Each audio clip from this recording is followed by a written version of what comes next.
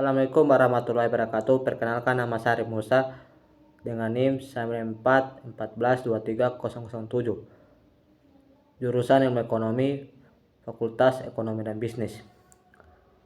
Saya membuat ini untuk memenuhi tugas ekonomi keuangan dan perbankan dari dosen pengampu Bapak Bobi Ratau Payu SSI ME. Kali ini saya akan memaparkan materi peran sektor keuangan dalam perekonomian. Yang pertama, menyediakan akses pendanaan. Sektor keuangan memainkan peran penting dalam menyediakan dana bagi individu, bisnis, dan pemerintah. Contoh, bank memberikan pinjaman kepada usaha kecil agar mereka dapat berkembang, sementara perusahaan dapat menertibkan obligasi untuk mendanai proyek besar. Data penyaluran kredit dan jenis penggunaan. Gambaran tersebut menampilkan bahwa berdasarkan sumber dari Bank Indonesia untuk tahun 2021 hingga 2025, grafik menunjukkan tren peningkatan nilai pendanaan dari 20,12 miliar pada tahun 2021 menjadi 23,11 miliar pada 2023 dengan proyeksi fluktuatif pada tahun-tahun berikutnya.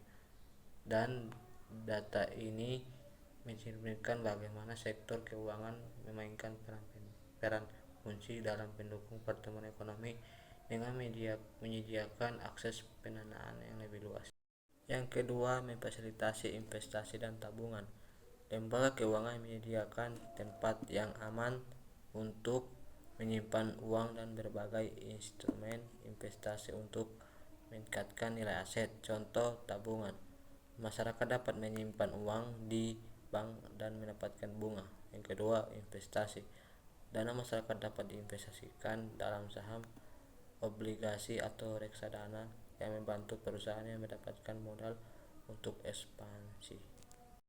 Untuk dana masyarakat pada pihak ketiga pada tahun 2021 hingga 2025. Gambaran tersebut menampilkan data terkait dana pihak ketiga DPK.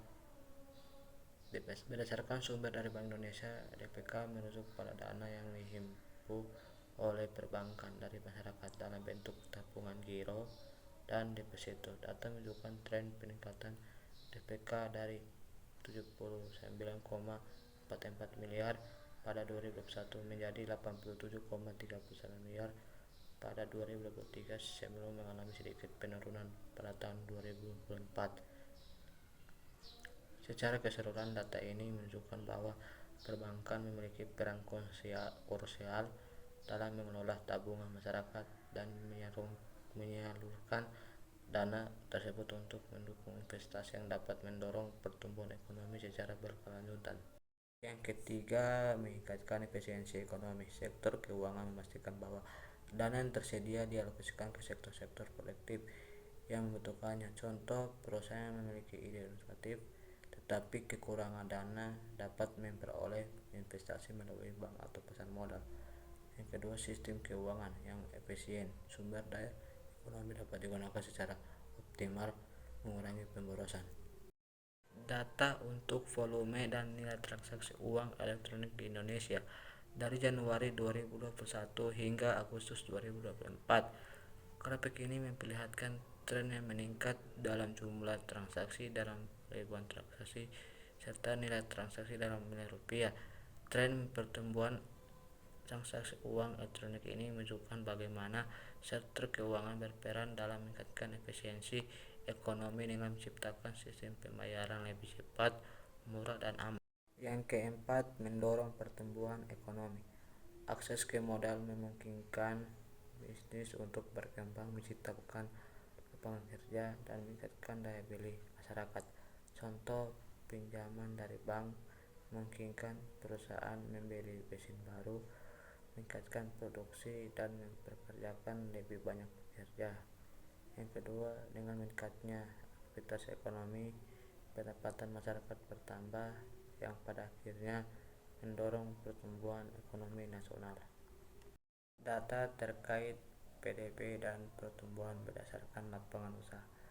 Grafik tersebut merupakan grafik ke-9 pertumbuhan PDB Indonesia berdasarkan lapangan usaha yang menunjukkan tingkat pertumbuhan ekonomi di berbagai sektor pada beberapa periode Q2 21, Q2 23, dan Q2 24. Berdasarkan grafik ini dapat disimpulkan bahwa pertumbuhan ekonomi di Indonesia dapat didukung oleh sektor jasa keuangan dan asuransi yang mampu menjaga stabilitas dan memberikan modal bagi sektor-sektor lainnya untuk berkembang.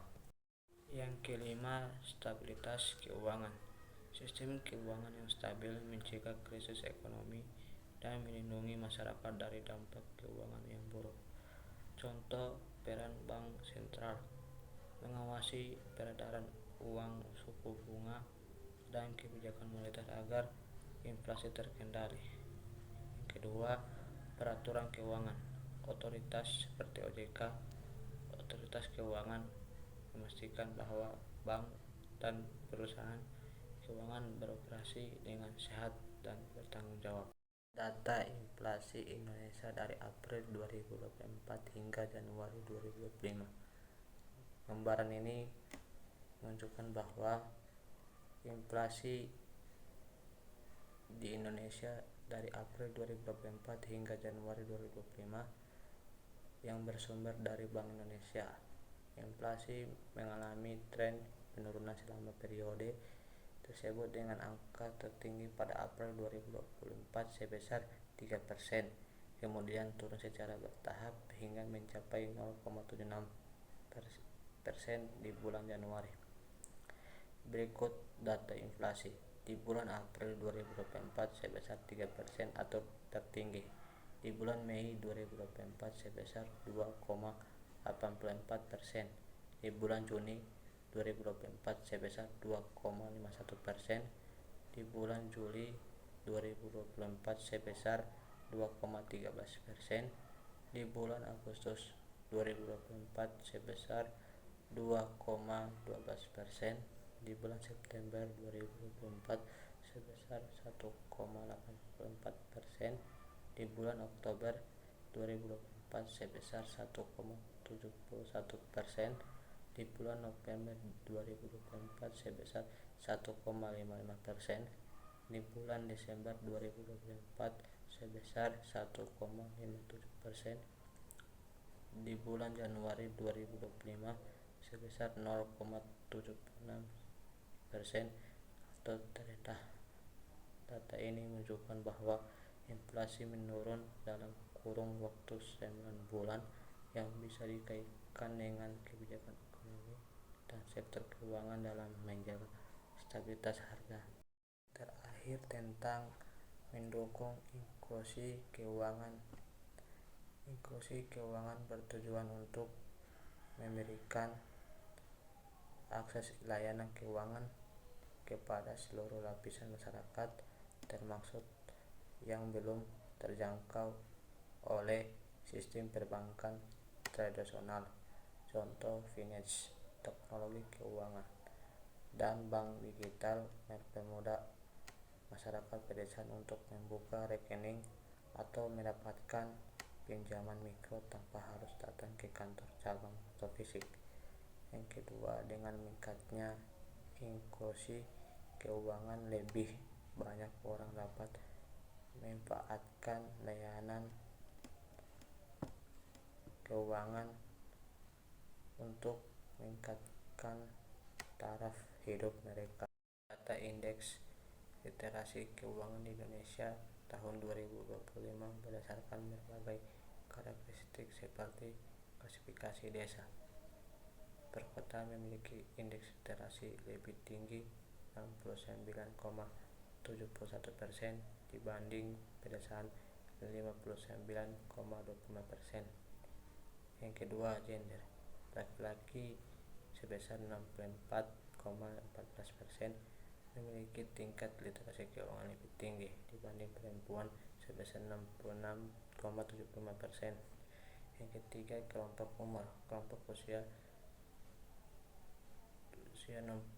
26 tahun sampai 35 tahun memiliki literasi tertinggi sebesar 74,82%, sedangkan usia 15 sampai 17 tahun terendah sebesar 51,70%.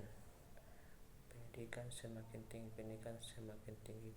literasi keuangan. Lulusan perguruan tinggi memiliki indeks tertinggi sebesar 66,19%, sedangkan tidak pernah sekolah terrendah 38,19%.